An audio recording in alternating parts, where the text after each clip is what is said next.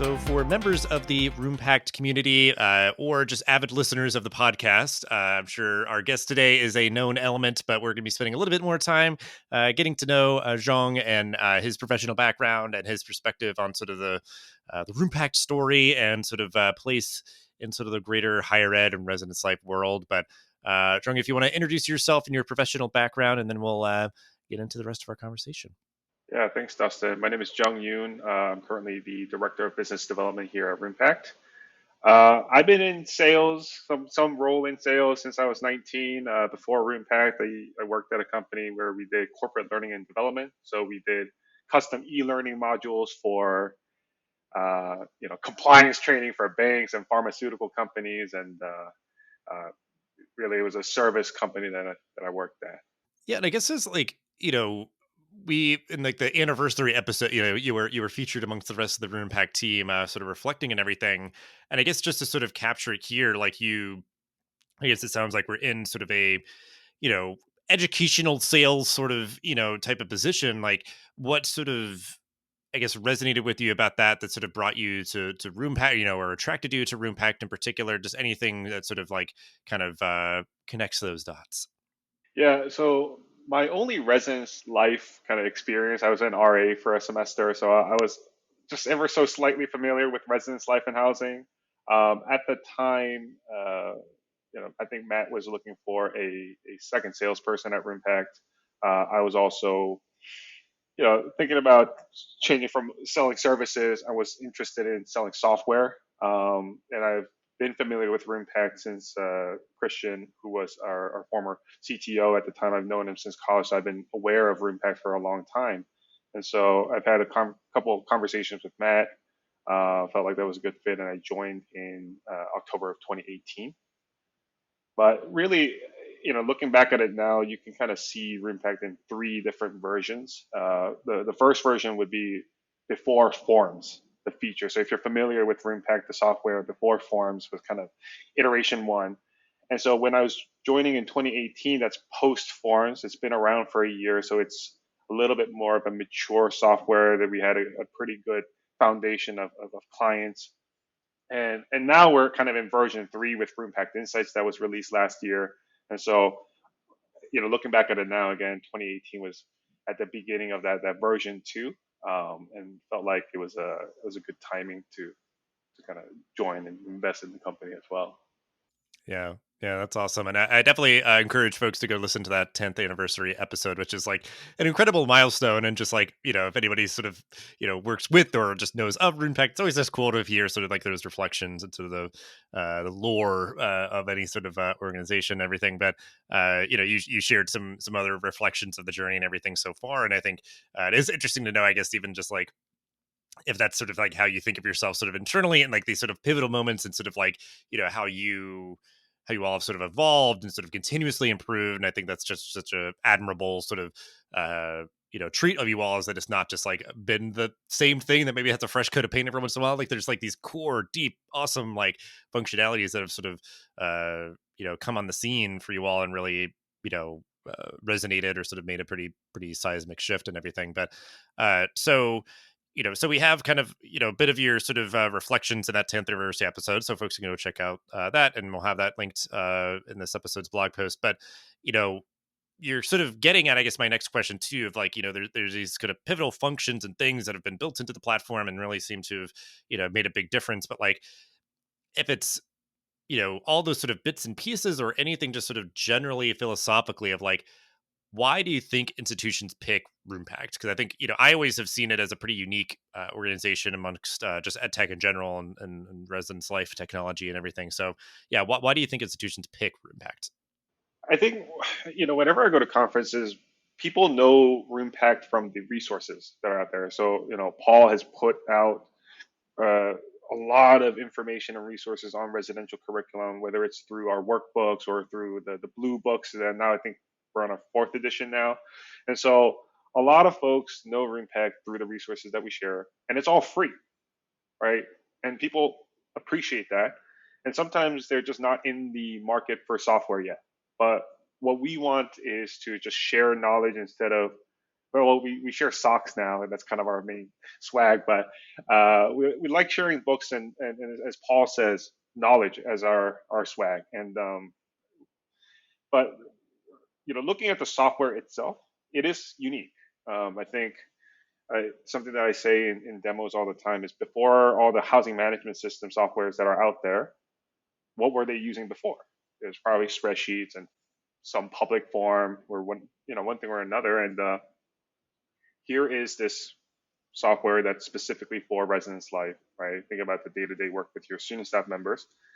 And even in 2018, that was kind of a foreign concept to a lot of folks. Like I'm trying to explain, like, hey, there's a software for your RAs to use on a. It was like, no, we have that. It's spreadsheets, and so it's really the simplicity of the software. I think the flexibility of it as well.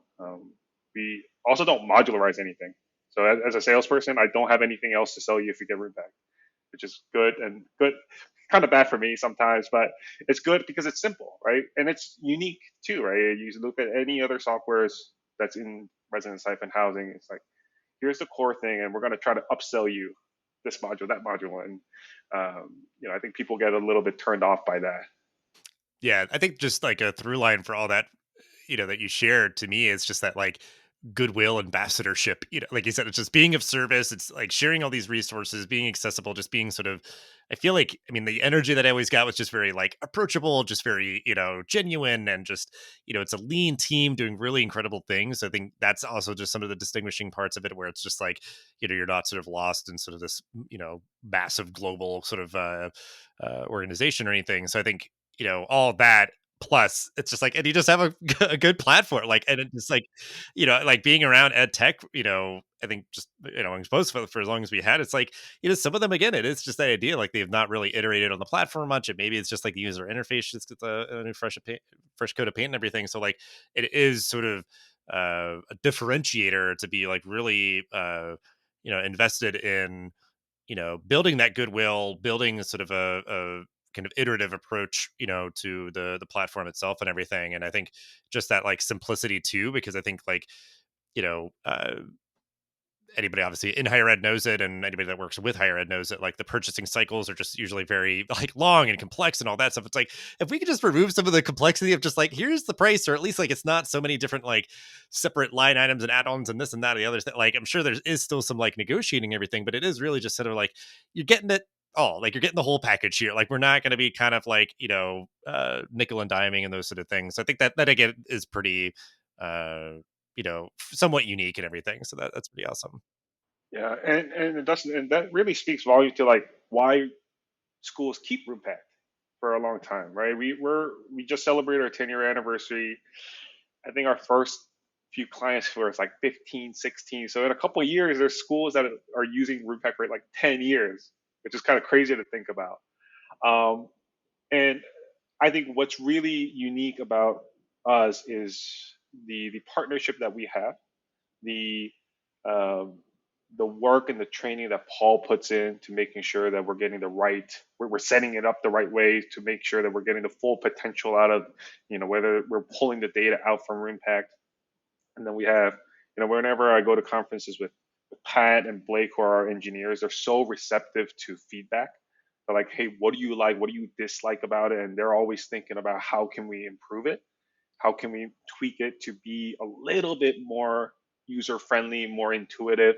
And so we just we just like to listen as much as we can, and having engineers that are so like open to change and trying to continue to work with our partners, it's been really like that's honestly one of the key factors in why folks continue to use Roompact.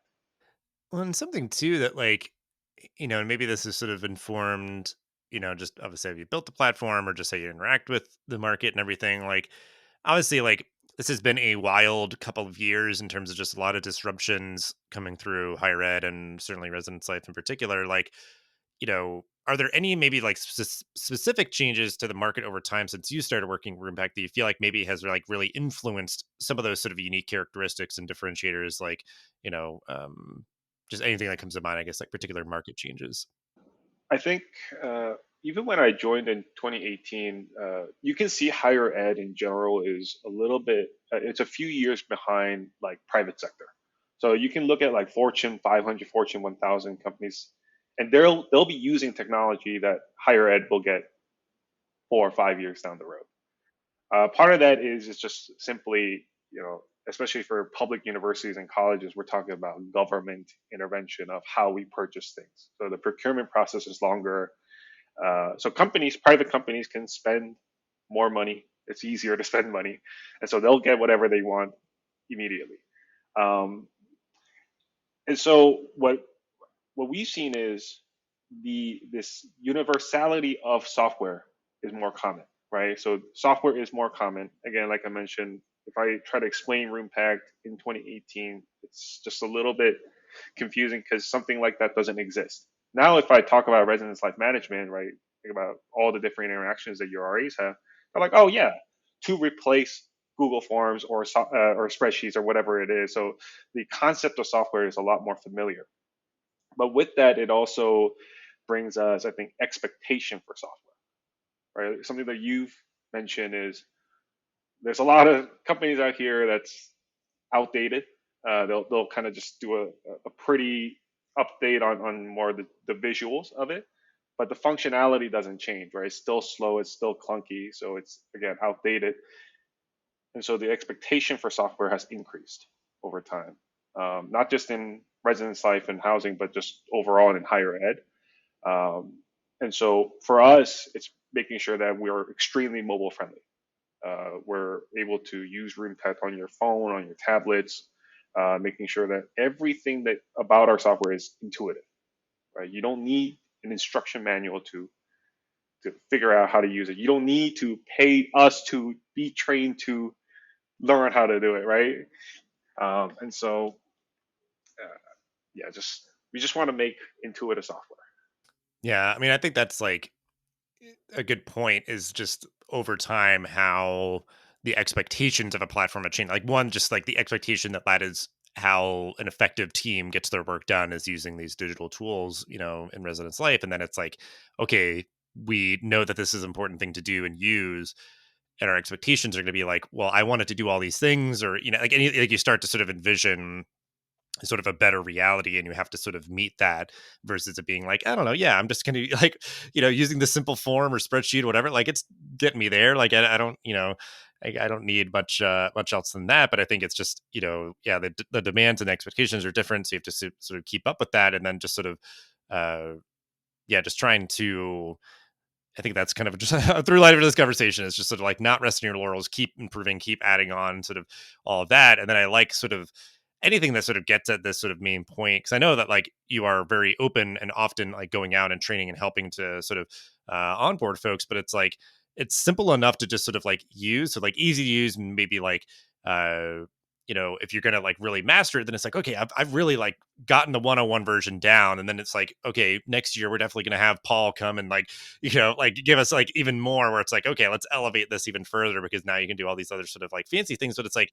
it doesn't require that. It doesn't require so much sort of onboarding or investment in the sense of like that kind of just like using it out of the box, is already sort of upgrading and sort of, boosting up your efforts. And then it's just like over time, which sort of gets to that kind of like retention piece. It's like just doing everything you need to, then you're getting even more functionality out of it, more value and all those sort of things. So I always love that kind of thing where it's, there's not a huge sort of steep barrier to entry. Like you're just getting on easy. And then it's like, it's always just kind of up and up and up in terms of just sort of being able to use it more and better. And, just bringing more people on, because I know just like sometimes it might be like, oh, we're not going to let the RAs use it right away. We're just going to like start to like, do it. Then it's like, okay, let's like bring the RAs in. Let's bring like the desk staff in. Let's do it. Like you start bringing more and more people in because you're like, cool, we got this like down locked. Like we know exactly what we're doing with this. So now it's like, share the love a little bit more. So that's definitely like a difference.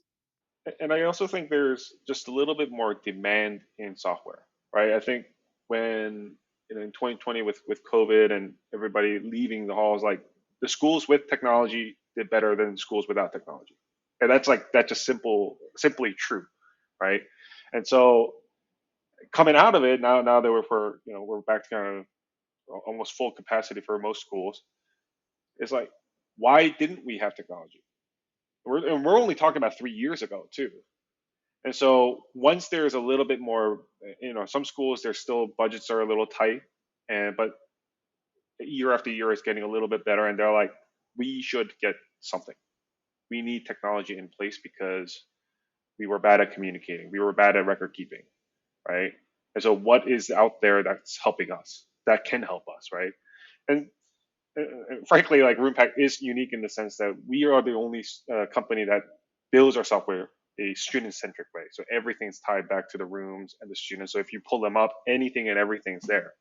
And so the departments themselves are demanding that they have a dedicated software, which is refreshing for us because that's the drum that we've been beating for years.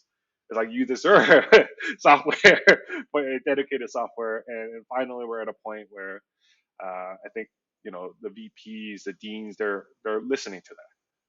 Yeah, and I think it's yeah, I'm really just sort of excited to see like the philosophy that's coming out of the pandemic, like you said, like sort of what gets accomplished with that, because there's so much, we saw what was possible in terms of just sort of rethinking the way we do work and the tools and just sort of, digital communities, or at least just sort of digitally augmenting the work that happens in person and just all this kind of stuff. So if it's just like more and more people getting on board with that and implementing solutions, and we're just going to see like more and more really unique iterations on like the way that this one institution does it versus another, and just sort of I know that you all have very vibrant user community and all that idea of like everybody being able to like show their work and show and tell and all that, like everybody just ends up being able to do better work when like more people are sort of kind of playing in the same sandbox and sort of learning from each other versus like you know you're just going to have those early adopters, which are awesome. Like you said, like an institution who can just sort of deploy the resources. They know exactly what they're doing and all that. They're driving ahead, and then they can kind of help model a way for others as they kind of come along. And you just kind of have to, like you said, to sort of work with like people kind of uh, getting to where they need to be, whether it's resources or just sort of the particular perspective on this work and how it should be managed and everything. But um, so yeah, this will be definitely a bold new day, I think, coming as more folks jump on board. Yeah. If I can also just add one last kind of piece to where I think the market's going and it's been trending. It's we hear the term data driven a lot, and this was like a big phrase like early 2010s, 2015, again in a lot of private sectors because of something like Salesforce, Tableau. So they had a lot of these data visualization companies that came up, and we're finally seeing that trickle into higher ed, not to the extreme degree to the residence life and housing just yet, but I get to speak with hundreds of schools, maybe thousands of residence life professionals, every year. And what every school wants to do is have a central data. Like we're talking about retention, academic advising, residence life, or curriculum, everything into this one big data hub. And we build our software to be part of that ecosystem where you can pull data from Roompact and then store it somewhere. So we're kind of like the tool that your RAs use, and everything is tracked there, and then it can be pulled into the large central. I have yet to see a school do it well. There's inklings of the first couple steps, but when we think about let's be more data driven, the ultimate question is like, what data do you want to track first? And a lot of folks don't even know that, right? It's like we can start off with retention, right? We want retention and we want to see the data of retention, but it's like, okay, what are the indicators for retention within the scope of your department or your institution? And then we ask ourselves, how do you track that in the first place? Is it through spreadsheets, Google Forms, or do you have a dedicated software? And then even if you track it, what are the actual access to data, insights that you pull from it? And it's like, does it actually help with assessment? And most of the time, that's not really. And so what I've seen over the last 3 years, 4 years specifically, is this real big push to be more data driven in everything that you do, but the actions don't follow the words. They're saying we want to be a more data driven department or an institution, but you're not giving the right tools to do the job, right? And so As far as just the kind of the market trend is, again, that word data is big data right now with ChatGPT, whatever, whatever. Right? But you need to invest in the right tools for the tasks that you assign to the professionals. Yeah, yeah. I mean, that's always like there's always some sort of zeitgeisty buzzword or whatever, and whether it actually feels like it like makes an impact, which is interesting. Because yeah, for higher ed, I think there are pockets where it was like easy to connect those dots between sort of like data points and how it sort of creates a more like data informed culture. I think is now sort of like where things have settled. But yeah, like it gets to be, and I've seen some people starting to put some like academic research into this, but like if you're really trying to capture every aspect of the student experience and bring it into one hub, it's like you're kind of getting it. Like that's a very sort of laborious conversation, discussion, and infrastructure building, but you do need to have at least as a baseline the right things that are going to sort of plug in and play nice with each other to feed you the information to sort of get you to a place where you can have it reflected and be able to make choices upon it, or at least just sort of kind of have a sort of building health metric or something that pulls together like, okay, all the students that live in residence hall A, their you know grades are looking like this and they're having this many roommate conflicts or something. I don't know, that's the idea too, where it's like there's a freedom in a sense of deciding what you all want to surface to sort of inform your sort of uh building health metric or something as an example. But um yeah, it's good just to be like, what tools are we going to implement that sort of are building up uh that sort of infrastructure. And certainly maybe AI plays into that, but it's even just like if people are just like, oh my gosh, and now I got to think about this, it's like not necessarily, because like it's still just even the idea of like sort of the long tail of higher ed tech implementation. It's like at this point you're going to have sort of a suite of options to get to that sort of data visual, I guess, data visualization and data sort of warehouse and sort of hub kind of place that you might want to get to, and that could help you to be like, okay, now we have that, and then maybe AI helps us to sort of interface with it or something or whatever, I don't, but like Yeah, like I'll have demos with folks where what they're reading about data is not in within the scope of higher ed. Like they're talking about big data or AI in the scope of, oh, this is what Microsoft is doing, this is what Facebook's doing, like these mega tech companies, Google's doing, right? And then they try to apply that concept to residence life and housing and just like what is available within higher ed. And then I asked them, it's like, first let's take it like first step at a time. Can you track how many roommate conflict notes do you have currently? And they're like, not really. It's like, is if we ask, does roommate conflict lead to poor performance in academically? Let's just say we ask that question, or do you have the things to a platform to track roommate conflicts and then a platform to track academic performance? If you don't have both, then you can't even answer that question, right? And so we can talk about all the fun stuff like AI, but the the core question is like, what do you have right now, and what is available to you right now to take the initial steps to get that data so you can send it somewhere for advanced analytics. yeah, I mean, you got to start with those foundational pieces and start kind of visioning, what you're looking for sure. So, as we wind down, though, if folks want to keep this conversation going with you, perhaps, where might they be able to find you at maybe conferences or events, or just be able to connect with you online to, follow up? Yeah, for sure. If you'd like to reach me either to learn more about Roompact or just to have further conversations about this, you can reach out to JONG at roompact.com. That's Jung at roompact.com. And I will be at, I think, most of the conferences in the fall. I'm definitely going to be at Glakuho, UMR, and then the Institute on Curricular Approach in Long Beach this year. And so if you are attending any of those conferences, please stop by the booth and say hello. Awesome. Well, yeah, we'll have all the resources and things we talked about in this episode in the show notes, so definitely go check those out. But just appreciate you so much for hanging out and sharing all that you did, and for all the great work that you do. Absolutely. Thank you so much, Dustin.